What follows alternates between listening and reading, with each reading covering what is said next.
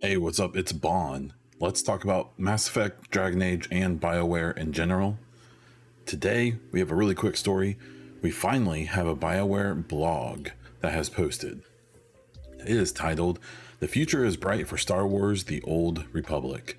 So, what this addresses is, I believe it was rumors fairly recently that SWOTOR, or the Star Wars Knights of the Old Republic, the Old Republic MMO, was going to be leaving development at BioWare, that they would be moving it to a third party team called Broadsword, and that about half of the devs would be going with it, and the other half would be finding jobs at EA and other studios on other projects, or be getting laid off. So I'm not really going to cover too much of this because I don't really focus on Star Wars The Old Republic. But what I will talk about is this second to last paragraph here. As we look toward the future of BioWare, BioWare is focused on being a leader in developing immersive, emotionally charged single-player games. Big note there. With teams primarily in Austin and Edmonton. This means a renewed focus on our two key franchises, Dragon Age and Mass Effect. For Dragon Age, we continue to build, polish, and tune an exceptional experience we know our fans will love. We can't wait to share more on this soon. For Mass Effect, we continue pre-production with a core team of veteran storytellers who are bringing the deep franchise history forward in a spectacular new way. So this was from Gary McKay. There is another note down here if you want to go read it yourself, from the executive producer of SWTOR. But let's talk about this. So I think this emphasis on single player games is notable because I think that there's been people wondering, like we know that Dragon Age Dreadwolf was meant at one point to be like a multiplayer live service game, and that they went away from that. And I think there's been some wonder or concern or worry that the Mass Effect game may pick that back up. And it seems like, at least in some capacity, that isn't what's going to happen.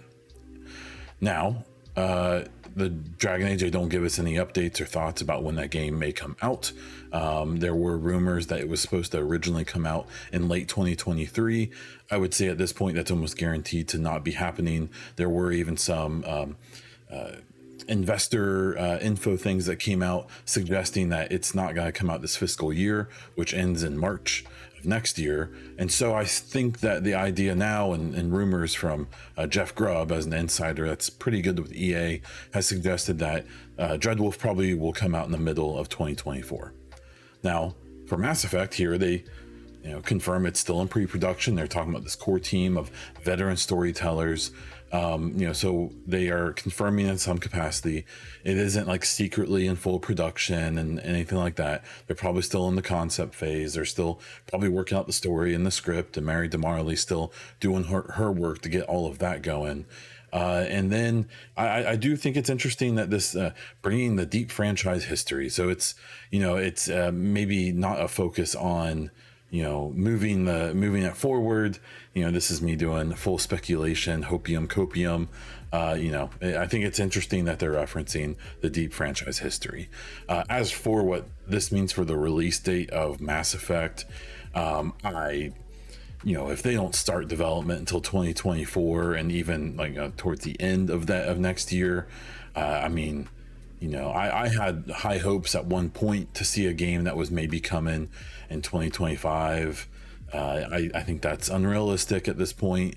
I think 2026 is going to be the absolute earliest we may see this next Mass Effect game, with 2027 being a possibility. I don't want to see that. Maybe Unreal Engine 5 is a magic tool, and they'll be able to put this game out fairly quickly. But I kind of don't want that. But I kind of do want it to be smaller scale, but I don't want it to be too small. It's a conundrum with the next Mass Effect.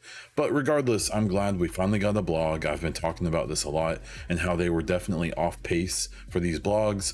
I'm glad we got the info about Star Wars. I'm glad we got the info about Dragon Age and Mass Effect. Hopefully, this newfound focus on those two franchises maybe helps those games come a little quicker, but also be very high quality.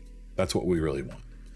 If you like Mass Effect, if you like Dragon Age, if you like BioWare, if you like video games and news and speculation and reviews, please subscribe to this channel.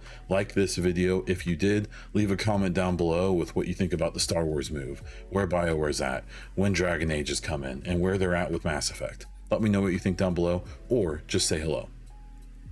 You can find me all over the internet as Bond Diesel, Twitter, Twitch, YouTube, Instagram.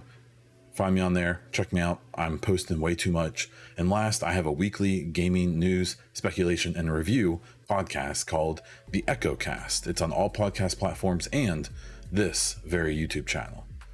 That's all I have for this one, so until next time.